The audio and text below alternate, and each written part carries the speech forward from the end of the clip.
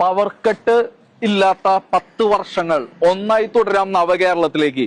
ഈ നവകേരളത്തിലേക്ക് പോകുമ്പോ ഈ പവർ കട്ട് ഇല്ലാത്ത 10 വർഷമായിട്ട് ഈ വാഹനത്തിന് ഇൻഷുറൻസ് ഇല്ല കേട്ടാ.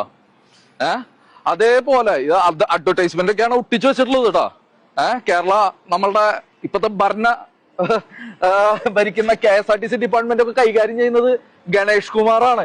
KL 15 2045.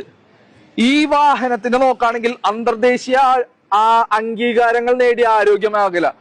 ഞാൻ ഇവിടുത്തെ ഗവൺമെന്റ് ഹോസ്പിറ്റലിൽ പനിക്ക് പോയിട്ട് ആ പാരസെറ്റമോൾ കിട്ടാത്തതിന്റെ വീഡിയോ ഞാൻ ചെയ്തിട്ടുണ്ട്, അത് കാണിച്ചു തരാം. ഓക്കെ, ആരോഗ്യ മേഖലയുടെ പ്രത്യേകതയാണ് കേട്ടോ. അടുത്തത് ഈ KL 15. ഈ KL 15 എന്ന് വരുന്ന ഭൂരിഭാഗം വാഹനത്തിന്റെയും 2021 തന്നെ ഇൻഷുറൻസ് കാലാവധി കഴിഞ്ഞു. ഇപ്പൊ കാണിച്ച 3 വാഹനത്തിലും നമ്മുടെ ഭരണപക്ഷത്തിന്റെ പുതിയതായിട്ടുള്ള അഡ്വർടൈസ്മെന്റ് എഴുതി ഒട്ടിച്ചിട്ടുണ്ട് കേട്ടോ. ഇതിന് 2021 ഇൻഷുറൻസ് കഴിഞ്ഞിട്ട് ഇപ്പോഴും നിരത്തിലോടിക്കൊണ്ടിരിക്കുന്നതാണ് കേട്ടാ. ഈ ഗ്രാമവണ്ടികൾ ഭൂരിഭാഗവും, അതായത് KL 15A ഇല്ലാത്ത ഗ്രാമവണ്ടികൾ ഭൂരിഭാഗവും ഇതുപോലത്തെ പിണറായി വിജയന്റെ മുഖവും ഈ ഗണേഷ് കുമാറിന്റെ മുഖവും രാജേഷിന്റെ മുഖമൊക്കെ വെച്ച് ഒട്ടിച്ചിട്ടുള്ള വാഹനങ്ങളുണ്ടല്ലോ.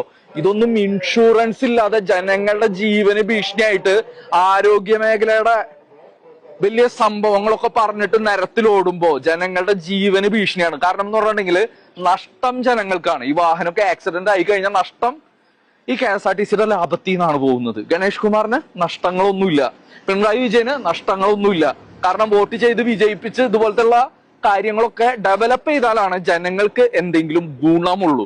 ആ ഗുണത്തിനെ കുറിച്ച് ജനങ്ങൾ ബോധവാന്മാരല്ലെങ്കിൽ, ജനങ്ങൾക്ക് പ്രതികരണശേഷി ഇല്ലെങ്കിൽ ഈ രീതിയിൽ ഫോട്ടോ ഒട്ടിച്ച് നമ്മൾ കബളിപ്പിക്കപ്പെട്ടുകൊണ്ടിരിക്കും എന്ന് ഓർമ്മിപ്പിച്ചുകൊണ്ട് നിങ്ങൾ ചെയ്യേണ്ടതെന്ന് വെച്ചാൽ ജനങ്ങൾ ഒരു കാര്യം ഉപകാരം ചെയ്യുക. നിങ്ങൾ വീഡിയോയിൽ പകർത്തു. നിയമം KSRTCക്കും പ്രൈവറ്റ് ബസ്സുകാർക്കും ഒന്നും 2 ലക്ഷം രൂപ പോയി ആർക്കാ പോയി? എനിക്കല്ല പോയി, ഗണേഷ് കുമാറിനൊന്നും പോയില്ല. ആർക്ക് പോയി? നിങ്ങൾക്ക് പോയി. ാണ് ആരോപണമെന്ന് പറഞ്ഞു. ഇതിൽ തകരാറുള്ള എന്താന്ന് പറഞ്ഞു തരണം. ചോദ്യം ചോദിച്ച ആൾ തന്നെ പറഞ്ഞു തരണം. എന്താണ് ഇതിനകത്തൊരു കുഴപ്പം? നിങ്ങളെയൊക്കെ തെറ്റി ഒരാൾക്ക് നല്ല 6 അടി പൊക്കത്തി മേലുള്ള ആൾക്ക് നല്ല നിവർന്ന് കിടക്കാൻ പറ്റുന്ന അതിഗംഭീരമായ കട്ടിലുകളും സൗകര്യമായിട്ട് വണ്ടി വരുന്നുണ്ട്. അതൊരു 2 ആഴ്ചക്കുള്ളിൽ വരും. വന്നാലുടനെ അതിന്റെ ഉദ്ഘാടനമുണ്ട്. ഞെട്ടിക്കുന്ന വണ്ടികൾ ഇനി വരും.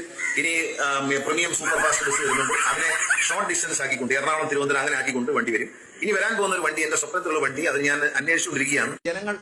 ജനാധിപത്യ സംവിധാനത്തിൽ ജനങ്ങൾ എന്നെ ഏൽപ്പിച്ചിരിക്കുന്ന ജോലിയാണ്. അത് ഒരു അടിമയെ പോലെ ഞാൻ ചെയ്യും. നിങ്ങൾ ചെയ്യേണ്ടതെന്ന് വെച്ചാൽ ജനങ്ങൾ ഒരു കാര്യം ഉപകാരം ചെയ്യുക. നിങ്ങൾ വീഡിയോയിൽ പകർത്തു. നിയമം KSRTCക്കും പ്രൈവറ്റ് ബസ്സുകാർക്കും ഒന്നും വേറെ പറയില്ല. സ്വാതന്ത്ര്യം തന്നോണ്ട് തലേക്കാരല്ലേ അവിടെ